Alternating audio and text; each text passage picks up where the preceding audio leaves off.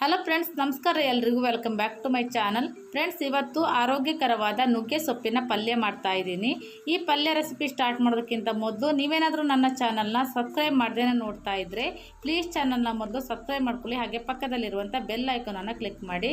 ಬನ್ನಿ, ಹಾಗಿದ್ರೆ ರೆಸಿಪಿನ ಇವಾಗ ಹೋಗಿ ನೋಡ್ಕೊಂಡು ಬರೋಣ.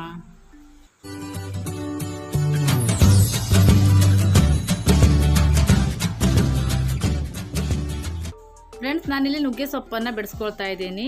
ನೀವು ಆದಷ್ಟು ಎಳೆ ನುಗ್ಗೆ ಸೊಪ್ಪು ಸಿಕ್ಕಿದ್ರೆ ತೆಗೆದುಕೊಳ್ಳಿ, ತುಂಬಾ ಚೆನ್ನಾಗಿ ಆಗುತ್ತೆ ಪಲ್ಯ.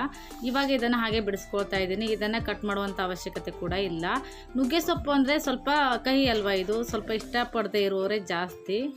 ಇದಕ್ಕೆ ಸ್ವಲ್ಪ ಬೆಲ್ಲ ಹಾಕಿ ಮಾಡಿದರೆ ರುಚಿ ತುಂಬಾ ಚೆನ್ನಾಗಿರುತ್ತೆ. ಹಾಗೆ ಇದು ಆರೋಗ್ಯಕ್ಕೆ ಸಿಹಿ ಅಂತ ಹೇಳ್ಬೋದು, ಯಾಕೆಂದರೆ ಇದರಲ್ಲಿ ತುಂಬಾ ಹೆಲ್ತ್ ಬೆನಿಫಿಟ್ಸ್ ಇದೆ.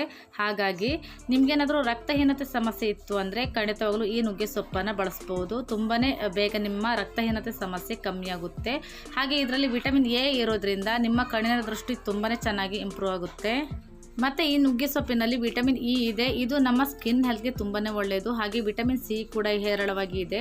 ಹಾಗಾಗಿ ಇದು ದೇಹದಲ್ಲಿ ರೋಗನಿರೋಧಕ ಶಕ್ತಿಯನ್ನು ಹೆಚ್ಚಿಸುತ್ತೆ. ಮತ್ತು ನಿಮಗೆ ಗೊತ್ತಿರ್ಬೋದು, ವಿಟಮಿನ್ ಸಿ ಚರ್ಮದ ಕಾಂತಿಯನ್ನು ಕೂಡ ಹೆಚ್ಚಿಸುತ್ತೆ. ಹಾಗಾಗಿ ಇದನ್ನು ನೀವು ಉಪಯೋಗಿಸ್ಕೊಳ್ಳಿ. ಹಾಗೆ ಈ ನುಗ್ಗೆ ಸೊಪ್ಪು ಶುಗರ್ ಪೇಷಂಟ್ಗಳಿಗೂ ಕೂಡ ತುಂಬಾ ಒಳ್ಳೆಯದು. ಮತ್ತು ಹೈ ಬಿ ಪಿ ಸಮಸ್ಯೆ ಇರೋರು ಈ ನುಗ್ಗೆ ಸೊಪ್ಪನ್ನು ಬಳಸಿದರೆ ಬಿ ಪಿ ನಾರ್ಮಲ್ಗೆ ಬರುತ್ತೆ. ಇವಾಗ ಸೊಪ್ಪನ್ನು ಬಿಡಿಸ್ಕೊಂಡು ಆದ ನಂತರ ಸೊಪ್ಪು ಮುಳುಗೋಷ್ಟು ನೀರನ್ನು ಹಾಕಿ ಹಾಗೆ ಸ್ವಲ್ಪ ಉಪ್ಪನ್ನು ಕೂಡ ಹಾಕ್ತಾ ಇದ್ದೀನಿ. ಇದನ್ನು ಟೈಮ್ ಇತ್ತು ಅಂದರೆ ಸ್ವಲ್ಪ ಹೊತ್ತು ಹಾಗೆಯೇ ಬಿಟ್ಕೊಳ್ಬೋದು, ಯಾಕೆಂದರೆ ಹುಳ ಹುಪ್ಟ ಎಲ್ಲ ಇದ್ರೆ ಹೋಗುತ್ತೆ. ಹಾಗಾಗಿ ನಂತರ ಒಂದು 3 ರಿಂದ 4 ಸರಿ ಇದನ್ನು ವಾಶ್ ಮಾಡಬೇಕಾಗತ್ತೆ. ಇವಾಗ ಇದರ ಪಲ್ಯ ಮಾಡೋದಕ್ಕೆ ಒಂದು ಬಾಣಲೆ ಇಟ್ಕೊಂಡಿದ್ದೀನಿ. ಇವಾಗ ಸ್ವಲ್ಪ ಕೊಕೊನಟ್ ಆಯಿಲನ್ನು ಹಾಕ್ತಾ ಇದ್ದೀನಿ. ಹಾಗೆ ಸ್ವಲ್ಪ ಸಾಸಿವೆಯನ್ನು ಹಾಕ್ಕೊಳ್ಳಿ. ಸಾಸಿವೆ ಚಿಟಪಟ ನಂತರ ಒಂದು 7 ರಿಂದ 8 ಜಜ್ಜಿದಂಥ ಬೆಳ್ಳುಳ್ಳಿ ಹೆಸಳನ್ನು ಹಾಕ್ಕೊಳ್ಳಿ. ಹಾಗೆ ಸ್ವಲ್ಪ ಜೀರಿಗೆಯನ್ನು ಕೂಡ ಹಾಕ್ತಾ ಇದ್ದೀನಿ. ಹಾಗೆ ಇವಾಗ ಒಂದು ದೊಡ್ಡ ಸೈಜ್ ಈರುಳ್ಳಿಯನ್ನು ಕಟ್ ಮಾಡಿ ಹಾಕ್ತಾ ಇದ್ದೀನಿ. ಈರುಳ್ಳಿ ಸ್ವಲ್ಪ ಫ್ರೈ ಆಗಲಿ. ಈರುಳ್ಳಿ ಸ್ವಲ್ಪ ಕೆಂಪಾಗದ ನಂತರ 2 ಟೊಮೆಟೊವನ್ನು ಹೆಚ್ಚಿಟ್ಕೊಂಡಿದ್ದೆ, ಅದನ್ನು ಕೂಡ ಆ್ಯಡ್ ಮಾಡ್ತಾ ಇದ್ದೀನಿ. ಈ ರೀತಿಯಾಗಿ ನೀವು ಕೂಡ ಒಂದ್ಸರಿ ಪಲ್ಯ ಮಾಡಿ ನೋಡಿ, ತುಂಬಾ ಟೇಸ್ಟಿಯಾಗಿ ಬರುತ್ತೆ ಮಾತ್ರ. ಟೊಮೆಟೊ ಸ್ವಲ್ಪ ಸ್ಮೂತ್ ಆದ ನಂತರ ಇವಾಗ ನುಗ್ಗೆ ಸೊಪ್ಪನ್ನು ಕೂಡ ಆ್ಯಡ್ ಮಾಡ್ಕೊಳ್ಳಿ. ನೀರನ್ನು ಸ್ವಲ್ಪ ಹಾಗೆ ಬಸ್ತು ಹಾಕ್ತಾ ಇದ್ದೀನಿ. ಇವಾಗ ನುಗ್ಗೆ ಸೊಪ್ಪು ನೋಡ್ತಾ ಇರ್ಬೋದು, ಸ್ಟಾರ್ಟಿಂಗಲ್ಲಿ ನೋಡಬೇಕಾದ್ರೆ ತುಂಬಾ ಇತ್ತು ಅಲ್ವಾ. ಇದು ಬೆಂದಾದ ನಂತರ ತುಂಬಾ ಕಮ್ಮಿ ಆಗುತ್ತೆ ಕ್ವಾಂಟಿಟಿ. ಇವಾಗ ಇವೆಲ್ಲವನ್ನು ಒಂದ್ಸರಿ ಚೆನ್ನಾಗಿ ಮಿಕ್ಸ್ ಮಾಡ್ಕೊಳ್ಳೋಣ. ಇವಾಗ ಒಂದು ಅರ್ಧ ಟೀ ಸ್ಪೂನ್ ಆಗುವಷ್ಟು ಅರಶಿನ ಪೌಡರ್ ಹಾಕ್ತಾ ಇದ್ದೀನಿ. ಹಾಗೆ ರುಚಿಗೆ ತಕ್ಕಷ್ಟು ಉಪ್ಪನ್ನು ಹಾಕಿ ಚೆನ್ನಾಗಿ ಇದನ್ನು ಹಾಗೆ ಮಿಕ್ಸ್ ಮಾಡಿ ಇದನ್ನು ಸ್ವಲ್ಪ ಹೊತ್ತು ಒಂದು 5 ನಿಮಿಷಗಳ ಕಾಲ ಮುಚ್ಚಿ ಹಾಗೆ ಬೇಯಿಸ್ಕೊಳ್ಳೋಣ. ಎಣ್ಣೆನಲ್ಲೇ ಇದು ಫ್ರೈ ಆಗಲಿ ಚೆನ್ನಾಗಿ. ಇವಾಗ ನುಗ್ಗೆ ಸೊಪ್ಪು ಚೆನ್ನಾಗಿ ಬೆಂದಿದೆ. ಈ ಟೈಮ್ನಲ್ಲಿ ನಾನು 1 ಟೀ ಸ್ಪೂನ್ ಆಗುವಷ್ಟು ಖಾರದ ಪೌಡರನ್ನು ಹಾಕ್ತಾ ಇದ್ದೀನಿ.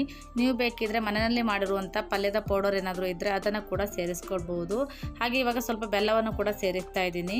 ಆವಾಗಲೇ ಹೇಳ್ದಂಗೆ ಈ ಸೊಪ್ಪು ಸ್ವಲ್ಪ ಕಹಿ, ಹಾಗಾಗಿ ಸ್ವಲ್ಪ ಬೆಲ್ಲವನ್ನು ಸೇರಿಸ್ಕೊಳ್ಳಿ.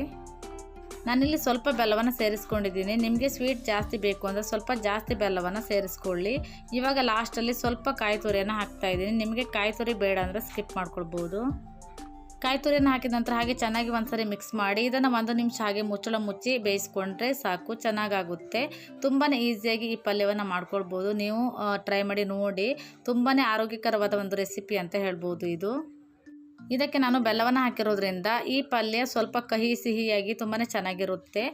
ನೀವು ಕೂಡ ಒಂದ್ಸರಿ ಟ್ರೈ ಮಾಡಿ ನೋಡಿ. ಆರೋಗ್ಯಕ್ಕೆ ತುಂಬಾ ಒಳ್ಳೆಯದು ಅಂತ ಹೇಳ್ಬೋದು ಈ ನುಗ್ಗೆ ಸೊಪ್ಪಿನ ಪಲ್ಯ. ಇದನ್ನು ತುಂಬ ಸುಲಭವಾಗಿ ನೀವು ಮಾಡ್ಕೊಳ್ಬೋದು. ನಾನು ಇದನ್ನು ಎಣ್ಣೆನಲ್ಲೇ ಫ್ರೈ ಮಾಡಿ ಮಾಡ್ಕೊಂಡಿದ್ದೀನಿ. ನಿಮಗೆ ಜಾಸ್ತಿ ಬಲ್ತಿರುವ ಸೊಪ್ಪನ್ನು ತೆಗೆದುಕೊಂಡ್ರೆ ಇದನ್ನು ಸ್ವಲ್ಪ ನೀರನ್ನು ಹಾಕಿ ಕೂಡ ಬೇಯಿಸ್ಕೊಳ್ಬೋದು, ಚೆನ್ನಾಗಿ ಬೇಯುತ್ತೆ. ಫ್ರೆಂಡ್ಸ್, ನಿಮಗೆ ಈ ರೆಸಿಪಿ ಇಷ್ಟ ಆಗಿದೆ ಅಂತ ಅಂದ್ಕೊಳ್ತಾ ಇದ್ದೀನಿ. ಇಷ್ಟ ಆಗಿದ್ರೆ ಪ್ಲೀಸ್ ಒಂದು ಲೈಕ್ ಮಾಡಿ. ಹಾಗೆ ಈ ವಿಡಿಯೋನ ಬೇರೆಯವ್ರಿಗೆ ಕೂಡ ಶೇರ್ ಮಾಡಿ, ಬೇರೆಯವ್ರಿಗೆ ಕೂಡ ಹೆಲ್ಪ್ ಆಗ್ಬೋದು. ಹಾಗೆ ನನ್ನ ಚಾನಲ್ನ ಸಬ್ಸ್ಕ್ರೈಬ್ ಮಾಡದೆ ನೋಡ್ತಾ ಇದ್ದರೆ ಪ್ಲೀಸ್ ಚಾನಲ್ನ ಮೊದಲು ಸಬ್ಸ್ಕ್ರೈಬ್ ಮಾಡಿಕೊಂಡು ಸಪೋರ್ಟ್ ಮಾಡಿ ಅಂತ ಕೇಳ್ಕೊಳ್ತಾ ಇದ್ದೀನಿ. ಮತ್ತೆ ಸಿಗ್ತೀನಿ ಇನ್ನೊಂದು ಇಂಟ್ರೆಸ್ಟಿಂಗ್ ವಿಡಿಯೋದೊಂದಿಗೆ. ಅಲ್ಲಿ ತನಕ ಟೇಕ್ ಕೇರ್ ಅಂಡ್ ಬಾಯ್.